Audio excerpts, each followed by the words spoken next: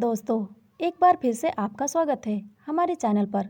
तो चलिए कहानी को शुरू करते हैं। मेरे पति आज जल्दी घर पर आ गए थे। मैंने उनसे कहा, जल्दी से नहा लीजिए, तब तक मैं खाना लगा देती हूँ। मैं और मेरी सास खाना खा चुके थे, सिर्फ मेरे पति ही बाकी थे। मैं किचन में गई और जल्दी से फ्रिज खोली तो दोपहर की बची हुई सब्जी थी। मैंने जल्दी से गर्म किया और साथ ही में ताज़ी रोटियां भी बना ली। उसके बाद मैंने चूल्हे पर चाय के लिए पानी चढ़ाया, क्योंकि हम सबकी आदत थी कि खाने के बाद चाय हम पीते थे। खाना लेकर बाहर आई। मेरे पति और सास चौकी पर बैठे हुए थे। मैंने खाना लाकर अपने पति के सामने रख दिया। वे खाना खाने लगे। हम सबके चेहरे पर एक खामोशी थी, जबकि मेरी सास के चेहरे पर एक अजीब सी मुस्कुराहट थी, जो मुझे कुछ गलत होने का संदेश दे रही थी। लेकिन मैंने इस ख्याल को झटक दिया। मैं नहीं जानती थी कि मेरी ज़िंदगी में आगे कौन सा तूफान आने वाला है। मैं उठकर किचन में आई तो देखा कि चाय उबल चुकी थी। मैंने चाय कप में छानी और ट्रे उठाकर बाहर निकल गई।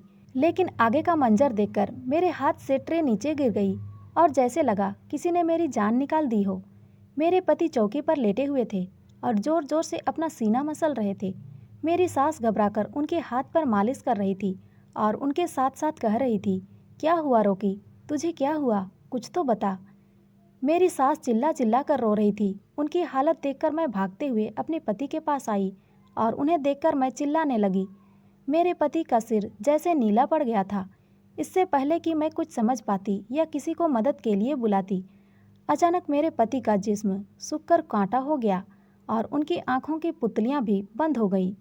2 मिनट में मेरी पूरी दुनिया खत्म हो चुकी थी। मेरे पति मुझे और अपनी माँ को अकेला छोड़कर इस दुनिया से जा चुके थे। मेरे सब कुछ मेरे पति ही थे। उनके इस तरह अचानक मौत ने मुझे हिलाकर रख दिया। मैं बिल्कुल खाली हाथ रह गई थी। उनके अलावा मेरे आगे पीछे कोई नहीं था। हमारे घर का शोर सुनकर पड़ोसी और मोहल्ले वाले भी हमारे घर आ चुके थे। अचानक मुझे अपने आसपास घुटन का एहसास हुआ और मेरी आंखों के सामने अंधेरा छा गया। मैं अपने आसपास की सभी चीज़ों को चकराती हुई महसूस कर रही थी। मैंने दीवार का सहारा लेने की कोशिश की, लेकिन मैं अपना सुध-बुध खो बैठी थी और अगले ही पल में मैं अपने शरीर के सहारे वजन के साथ जमीन पर गिर गई। मुझे होश आया तो मैंने खुद को अपने कमरे में पाया।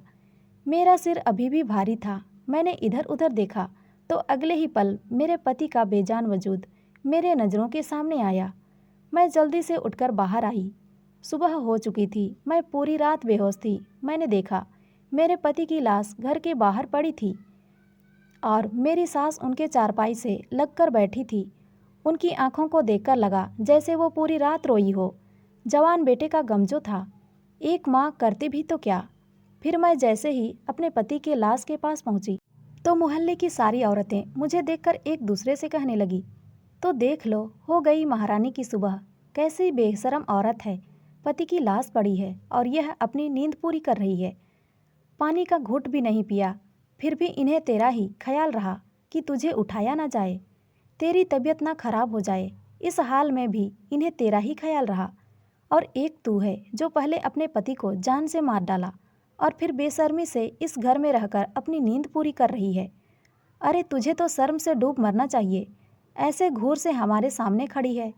मैं हैरान से उनकी बातें सुन रही थी। वह कितनी सफाई से सारा इल्ज़ाम मुझ पर डाल रही थी। मैं इसी सोच में थी। फिर मैं अपने पति के पास जाने लगी। चारपाई तक पहुंची ही थी कि मुझे लगा जैसे मेरा बाल कोई खींच रहा हो। मैंने जैसे ही मुड़कर पीछे की तरफ देखा तो मेरी सास मेरा बाल मुट्ठी में पकड़कर खींच रही थी। उन्होंने मुझे किसी अछूत की तरह खुद से दूर फेंका। मैं जाकर दरवाजे के पास गिरी। अपने आप को किसी तरह संभालते हुए मैं फिर से चारपाई के पास जाने लगी। तभी मेरी सास मेरी तरफ आई और उन्होंने एक जोरदार थप्पड़ मेरे मुंह पर मारा। मेरा मुंह लाल हो गया, गाल सूज गए और होंठ फट गए। खून बहने लगा। अभी मैं ठीक से संभल भी नहीं पाई थी कि उनकी बातों ने मेरे पैरों तले से ज़मीन खींच ली। वे कह रही थी, मेरी नज़रों के सामने से दूर हो जा। तुम मेरे बेटे की कातिल हो। तुमने मेरे बेटे को मार दिया, उसकी जान ले ली। जब से मेरे बेटे की ज़िंदगी में आई है, उसकी ज़िंदगी नरक से भी बदतर बना दी है। फिर भी तेरे कलेजे में ठंडक नहीं पड़ी कि तूने उसकी जान ले ली। मैंने उसके आगे हाथ जोड़कर कहा, मैंने कुछ नहीं किया, मैंने उनकी जान नहीं ली। मैं ऐसा क्यों करूँगी भला? वह मेरे पति थे। आप मुझे उनके पास जाने से ना रोकें, लेकिन मेरी सास पर मेरे किसी बात का असर नहीं हुआ। उन्होंने मुझे बाजू से पकड़कर गेट के पास ले जाकर धक्के मारकर मुझे घर से बाहर निकाल दिया। मेरे ऊपर विपत्ति का पहाड़ टूट पड़ा। एक तो पति से जुदाई और दूसरा घर से बेघर हो गई थी। मैं गेट के साथ लगकर रोने लगी। मैं काफ़ी देर तक वहीं खड़ी रही, लेकिन अंदर वाले सब पत्थर दिल हो चुके थे। मैं टूटे हुए दिल के साथ सड़क पर चलने लगी थी। मेरा कोई ठिकाना नहीं था। जाती भी तो कहाँ जाती। अचानक मुझे एक औरत की आवाज़ सुनाई दी। वह कह रही थी, भगवान के नाम पर कोई मेरी मदद करो। मेरा बच्चा 2 दिन से भूखा है। कोई तो मेरी मदद करो। कोई तो मुझ पर रहम करो। मैंने देखा, मेरे साड़ी के आंचल में बांधने के वक्त मेरे पास 1000 रुपये थे। मैंने वह पैसे उस औरत को दे दिया। उसकी बात सुनकर मैंने घबराकर इधर उधर देखा तो मैं अपने घर से बहुत दूर निकल आई थी। उस औरत ने कहा, भगवान तुम्हारा भला करे, तेरी सारी मुश्किलें आसान हो, तू सदा सुखी रहे। तू ऐसे सड़क पर मत चल, अपने घर चली जा। मैंने कहा, मेरा कोई घर नहीं है, मैं बेसहारा हूँ। उसने कहा, तू बेसहारा नहीं है, जा, तू अपने घर चली जा, तेरा घर तेरा इंतजार कर रहा है। तेरे पास तो सब कुछ है, फिर क्यों सड़क की खाक छान रही है? तू तो मलिका है, जा अपना घर संभाल, अपने घर जा। वहाँ तुझे ऐसी खुशी मिलेगी जो तूने कभी सपने में भी नहीं सोचा होगा। मैं बड़ी हैरान हुई। उस घर में तो मेरे जवान पति की मौत हो गई थी।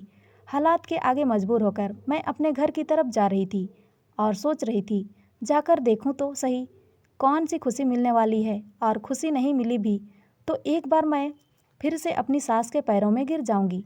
हो सकता है कि उनको मुझ में रहम आ जाए और वह आखिरी बार मुझे अपने पति से मिलने दे। इतने में मैं घर के दरवाजे तक आ चुकी थी। मैंने देखा, दरवाज़ा अंदर से बंद नहीं था। मैंने धड़कते दिल के साथ घर का दरवाज़ा खोला, पर दरवाज़ा खोलते ही सामने का मंजर देखकर मैं ठिठक गई। मेरा पूरा शरीर कंपकपाने लगा। क्योंकि तो दोस्तों, कहानी का अगला भाग जानने के लिए हमारे साथ जुड़े रहें और हमारे चैनल को सब्सक्राइब ज़रूर करें। तब तक के लिए बाय बाय दोस्तों।